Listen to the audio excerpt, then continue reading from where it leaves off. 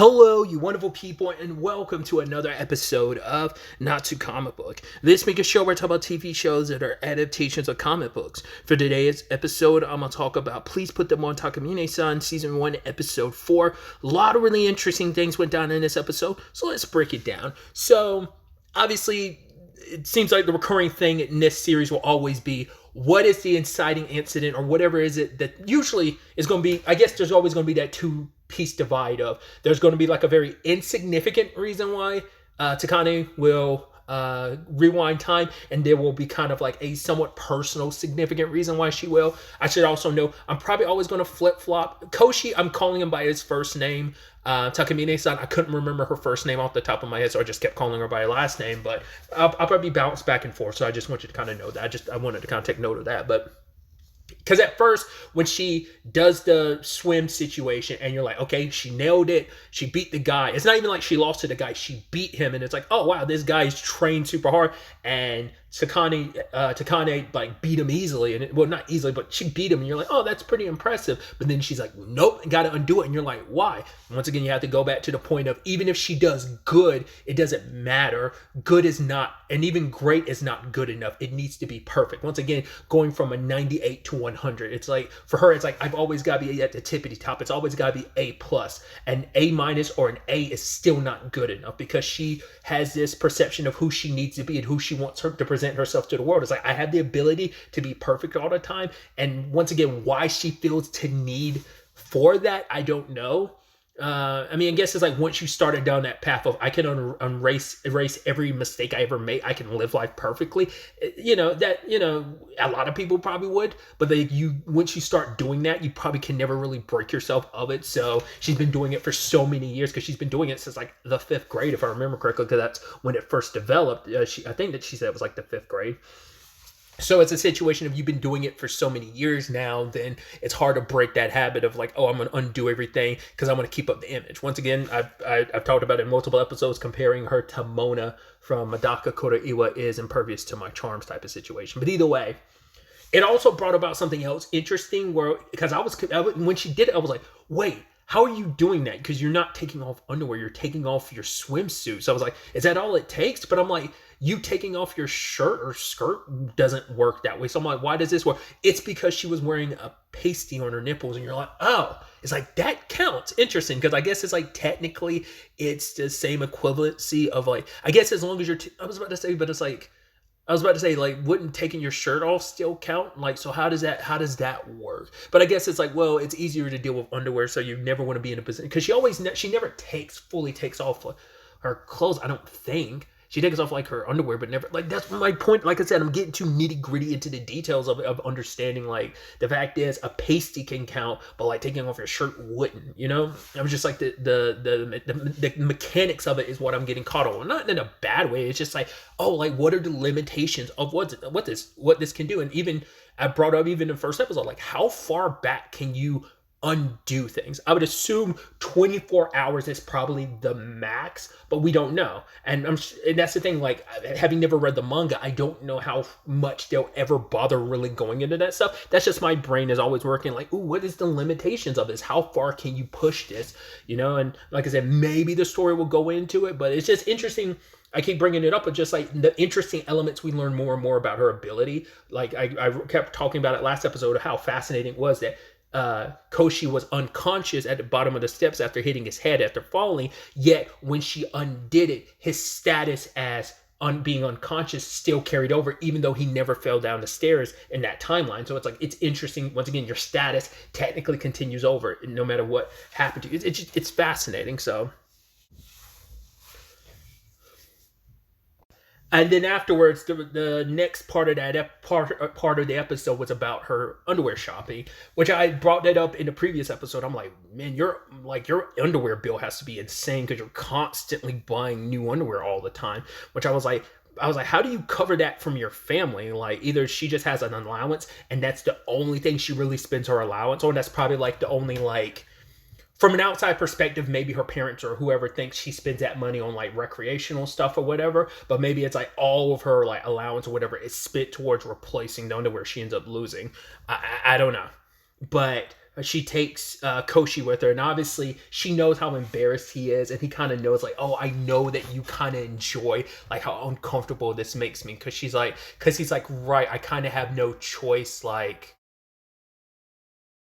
because she's trying to initially make it seem like, oh, you're such a pervert, you're going to definitely enjoy this. But he's like, no, the only reason why I'm doing this, I'm making this sober decision because you're telling me to be here. And she kind of leans into that multiple times, being like, oh, since you're making such a sober decision, that means you can, I don't have to choose my own, or you can pick it for me. And so he's running through the different types of like, well, what do I do? He accidentally picks up something very risque, and he's like, no, I didn't mean to. I tried to just nonchalantly pick one. And she's like, wow, I can't believe you decided to pick that pair so nonchalantly. Okay. But then he puts them back and he starts running through the different pairs. It's like, okay, here's a white pair because she's very pure. But then there's like, oh, how about a black pair because she's so like, she has a dark side to her. Or what about a pink pair because she's so kind? And then he ends up giving her a blue pair. And it's like, oh, why? And he doesn't really, he's like, no reason in particular. And then she forces him to put her on her because it's like, right, you got to make sure, it's got to be comfortable enough for you to put them on me. And she kind of brings up the fact that she's not wearing any underwear under her stockings. It's like, yeah, it benefits me to have thicker stockings because now like you can't tell. And just going above and beyond where she's like literally turned around, putting up her leg. I'm like, why'd you go to that length? Like that hasn't come up before now, but now you're doing it. And once again, it's just her kind of teasing him a little bit, but it went too far and he ended up fainting from the whole situation. But she forces an answer out of him. Why'd you pick it? And he's like, you are in such a high echelon that it makes me think about the blue sky. And then he also says, you are so unfathomable like the sea. And so that's why I decided to pick the color blue. And first he was like, I can't believe now I'm actually saying out loud, that sounds so super corny and stupid. But he's also like, I didn't bother asking, did she actually like it? Because I think that would probably be like, even though that wouldn't be her complaint, because at the end of the day, Takane would it's one of those situations of you could literally pick any kind for her. She'll tease you for it, but she's perfectly fine as long as you're making that decision. But now hearing like there is such a sentiment, it's like such a sweet reason behind why he chose blue, that like it's a very poetic reason why he chose blue. It means that much more. So I thought that was fascinating. And she's kind of acting like he's like, oh, does that mean you're going to wear them? And she's like, no. And he's like, what? But she says like, right, because if I did wear them, I wouldn't be able to use the Virgin Road, because she would never want those underwear to disappear because there's sentimental value attached to them now. And she's trying to hide her reaction of like how happy she was that he chose that pair. But more specifically that he has such reasoning behind it. And it's like, right, I can never wear these because if I do, they'll disappear. So it's like, cool, let's go to the next lingerie shop. So it's like, yeah, your day of shopping for underwear with her isn't over. It's like, oh, you barely were making it through this, and oh, your day is far from over. But then back half of the episode is about him being sick and her taking him home so that she could take care of him. And they didn't talk about it, but I'm assuming she's the first girl he's ever invited home with him. And so she immediately gets on his computer. Hey, where's all the porn? Where's all the risque stuff? It's like, oh, let me see what kind of stuff you're into. But he's like, I don't have anything like that. He's like, is that the main reason why you came to my house? She's like, no. She legitimately came over to take care of you, but she does enjoy teasing you because I think that's just part of her personality. I think it's also kind of how she flirts. It's kind of her love language. But also she thought like, well, I'll take advantage of this. It means like, I want to take care of you, but also like might as well take advantage of the situation to find a way to tease you even more. And so she's saying like, right, I will cook you some porridge and stuff. The fact is, I will feed it to you, all while just wearing an apron. Like, oh, you like that thought, don't you? And just teasing him more and more. But then he's just like, okay, could you just leave and just stop teasing me so much and just go home before you get sick? And in that moment, she's like, you're right. Takes off her underwear and rewinds time. And then he's thinking to him, well, she's already prepared everything. It's got the warm like towel or whatever for you and the porridge already done. It's like, I'm gonna go clean up, you rest after you eat. And he goes, did she rewind time because she felt guilty about teasing me so much? She kind of wanted to undo doing that, which is like, I mean, he still remembers you teasing her, so it's not undoing it. But I think on some level, on at least some psychological level, it's like, I can at least pretend like I didn't do that. Like, I remember that I did that and he does as well. But at very least, I don't want that to kind of exist in his timeline. So I want to undo that. So, but now he's stuck wondering like, why did she do that? Like, cause he's like, she's such a conundrum. She's such an enigma because it's like, and contradictory because at one moment she enjoys teasing me, but in other moments, like she can be so sweet and so kind to me. And even says like, I don't know if this is like all for the purpose of making me a better closet. Cause she even said like, right, I got to take care of you because this is closet maintenance. I am the owner, so I have to take care of you, you know, cause I can't have you breaking down on me when I need you most. So that's what, once again, that's her like, trying to like keep up a front, but it's like, well, no, she likes you and she wants to take care of you.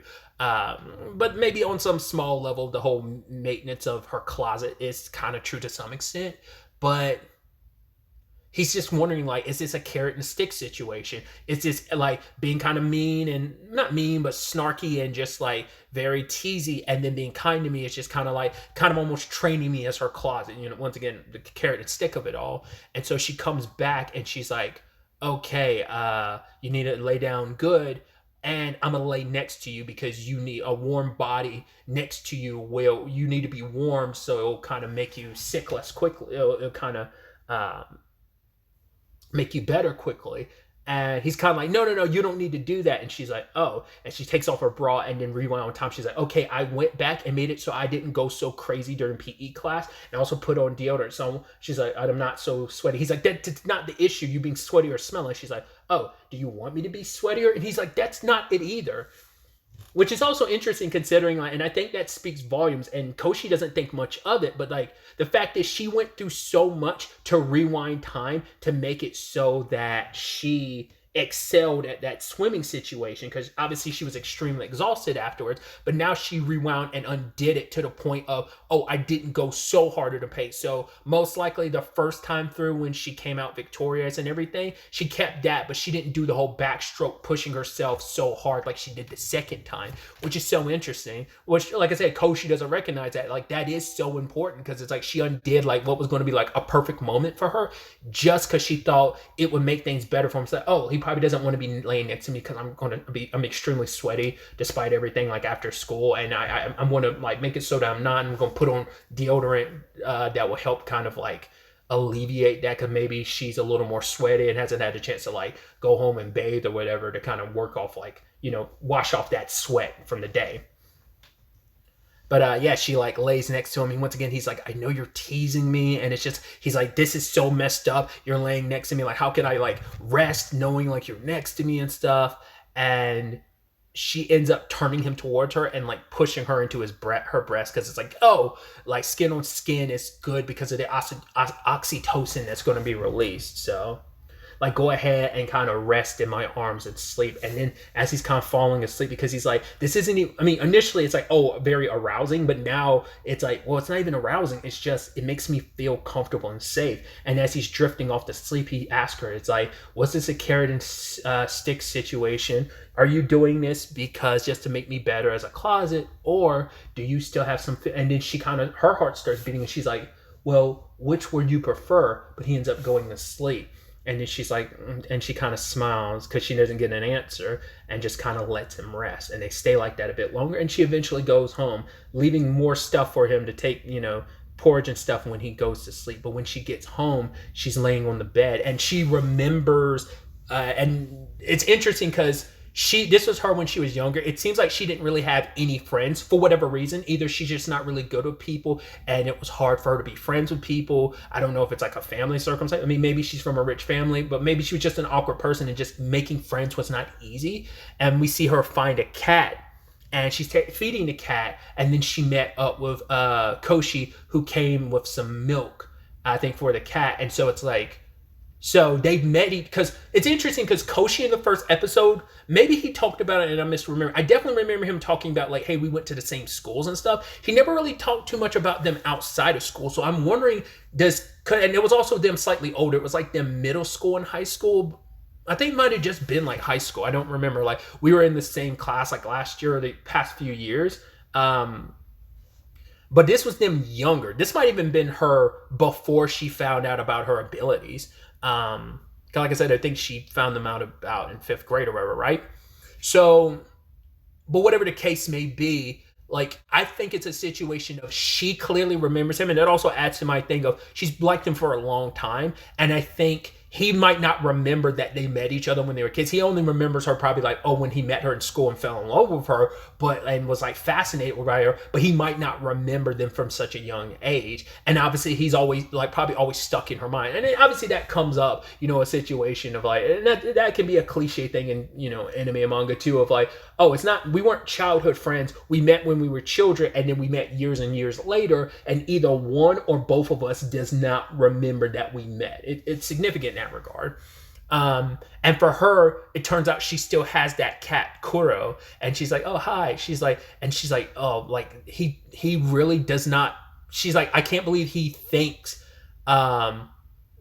She's shocked by the fact is like, does he not understand? I would not go this far for anyone else. Like, I'd only go this far because I care about him. So once again, it's just a thing of like, yeah, she clearly likes him, but he's super oblivious to it. And once again, this is her way of kind of, I think it's just at the end of the day, she's putting up this front. It's a mask that she's putting up. I mean, the whole being perfect is her mask anyway to the general public, but like this whole very like flirty, teasy side of herself is her putting up a mask, because I think she's very not confident, and I think she's an awkward person, but like this is her way to get close to him by kind of putting on this mask of who she is as Takane, like in front of him, like who she was as a kid, being probably not having a lot of friends and being shy, is probably who she really is, but she's putting on this sexy persona to try and attract him, because me probably wouldn't be able to kind of go that far. I don't know if that's kind of how that's working, but yeah, some very, very interesting developments all around. I'm curious to see where all this ends up taking us going forward into the next episode. But really, that's all I wanted to talk about. To the next time we meet, be happy, be safe, live life to the fullest, and enjoy it. Good day and goodbye.